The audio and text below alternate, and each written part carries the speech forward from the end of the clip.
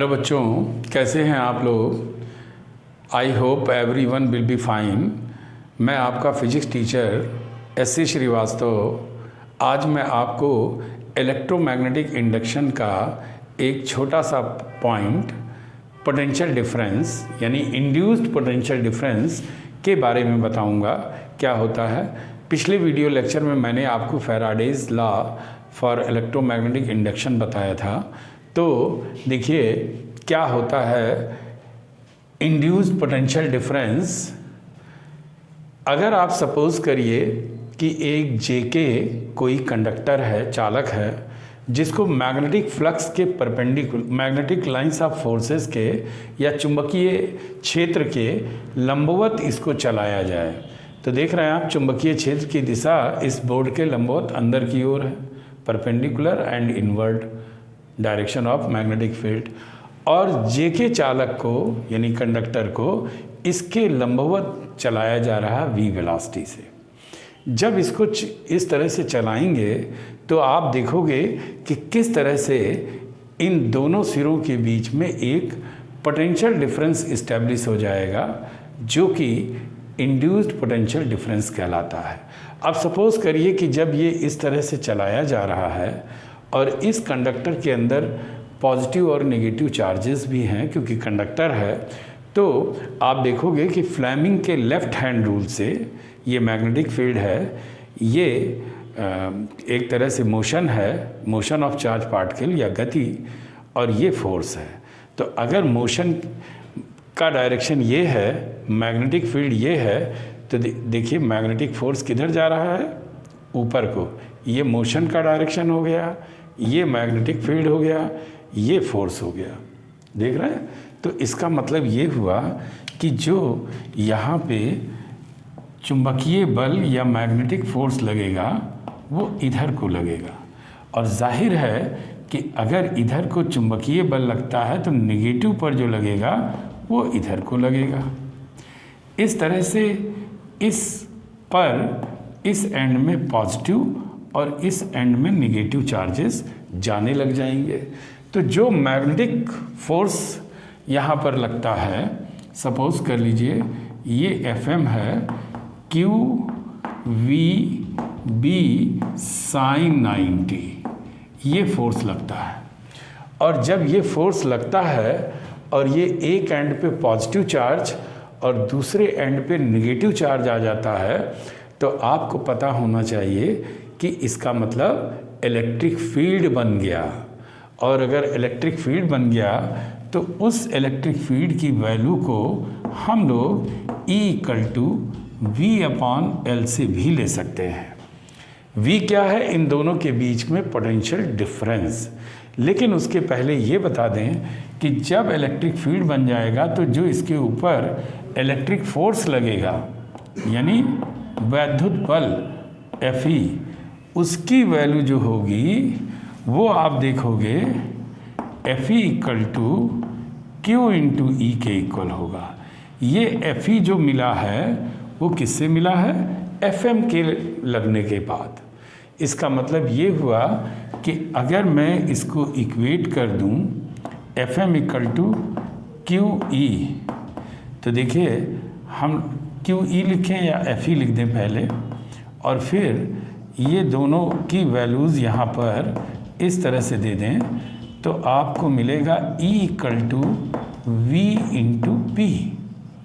और अगर सही माने में देखा जाए तो केवल इतने का जो रिज़ल्ट है उसमें हम लोग कह सकते हैं कि ये वेक्टर फॉर्म में लिखे हैं तो V×B कर सकते हैं, और ये वेक्टर के फॉर्म में ये बन जाएगा।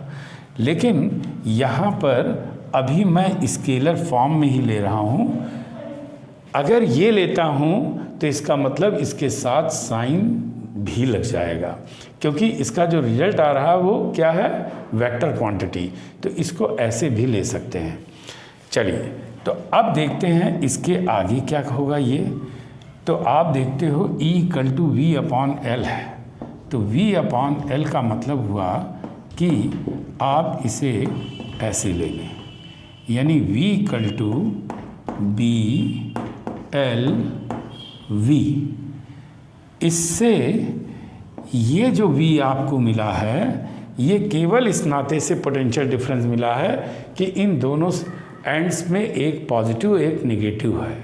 तो इसका मतलब ये हुआ कि ये पोटेंशियल डिफरेंस एक तरह से देखा जाए तो इस चालक के गति करने से मिला है, यानी मैग्नेटिक फ्लक्स में चेंज होने की वजह से मिला है। इसलिए इस v को हम लोग कह सकते हैं इंड्यूस्ड पोटेंशियल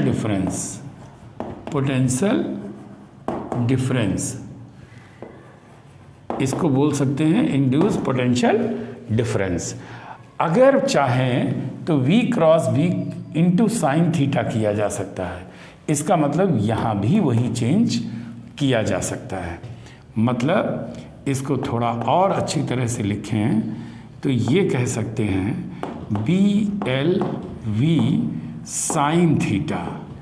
थीटा जो आपका है वो इस मैग्नेटिक फील्ड और इसके मोशन के बीच का एंगल है, जो कि यहाँ पर अगर लिखेंगे वी बी साइन थीटा तो ये वही वाला साइन थीटा है। अब ज़रा देखिए इसको हम लोग किस तरह से न्यूमेरिकल प्रॉब्लम में यूज़ करेंगे। सपोज करिए कि अर्थ का हॉरिजेंटल कंपोनेंट यानी मैग्नेटिक फील्ड का हॉरिजेंटल कंपोनेंट एक दिया है जिसका नॉर्थ पोल इस साइड में है, साउथ पोल इस साइड में है। तो यानी नॉर्थ से साउथ की ओर चुंबकीय बल रेखाएं बनेंगी, यानी चुंबकीय क्षेत्र होगा। अब अगर मैं ये कह दूं कि इस पृथ्वी का जो चुंबकीय क्षेत्र है उसकी वैल्यू दे दी गई है 2 × 10⁻³ टेस्ला, और ये कहता हूँ कि कोई 2 मीटर का लड़का 20 मीटर पर सेकंड के वेग से इसी मैग्नेटिक लाइंस ऑफ फोर्सेस यानी इसी चुंबकीय क्षेत्र के लंबवत भाग रहा है, तो उसके सिर और पैर के बीच में जो प्रेरित विभवांतर या इंड्यूस्ड पोटेंशियल डिफरेंस होगा वो क्या होगा। शायद मेरा प्रॉब्लम आप समझ गए होंगे कि ये अर्थ का क्षैतिज या हॉरिजेंटल मैग्नेटिक फील्ड है और उसके लंबवत 2 मीटर लंबा लड़का 20 मीटर पर सेकंड की वेलोसिटी से भाग रहा है, तो उसके सिर और पैर के बीच में उत्पन्न होने वाले इंड्यूस्ड पोटेंशियल डिफरेंस या प्रेरित विभवांतर का मान क्या होगा। तो जैसे मैंने कहा कि v = 20 मीटर पर सेकंड है और 2 मीटर लंबा है लड़का, तो देखिए v = BLV के अकॉर्डिंग आप 2 × 10⁻³ यहाँ पर 2 और v की वैल्यू 20 रख देंगे, तो ये आ जाएगा 80 × 10⁻³ यानी 80 मिली वोल्ट, इतने का पोटेंशियल डिफरेंस बन जाएगा। इसमें कई सारी और भी प्रॉब्लम बनाई जा सकती हैं। जैसे ट्रेन है, मान लीजिए जो पटरी या ट्रैक उसका बनाया गया है वो ट्रैक्स पे जो भी ट्रेन चलेगी वो अर्थ के मैग्नेटिक फील्ड को काटते हुए चलेगी, यानी उसके परपेंडिकुलर होगी। तो जाहिर सी बात है ट्रेन की स्पीड दे दी जाए। उसके साथ अगर ये कहा जाए कि ट्रेन के दोनों व्हील्स के बीच, पहियों के बीच में अगर कोई सर्किट लगा दिया जाए तो फिर उसके बीच में पोटेंशियल डिफरेंस क्या होगा, जबकि दोनों पहियों के बीच का डिस्टेंस दे दिया जाए। तो जो डिस्टेंस दिया जाएगा दैट विल बी L, और जो मैग्नेटिक फील्ड अर्थ का दिया जाएगा वो B हो गया। और साथ में जो ट्रेन की स्पीड होगी, मान लो 360 किलोमीटर है, 180 किलोमीटर है प्रति घंटा है, तो वो जो होगा वो v की वैल्यू होगी, और उसमें भी यही इंड्यूस्ड EMF का फार्मूला, इंड्यूस्ड पोटेंशियल डिफरेंस का formula BLV sine theta easily apply हो जाएगा।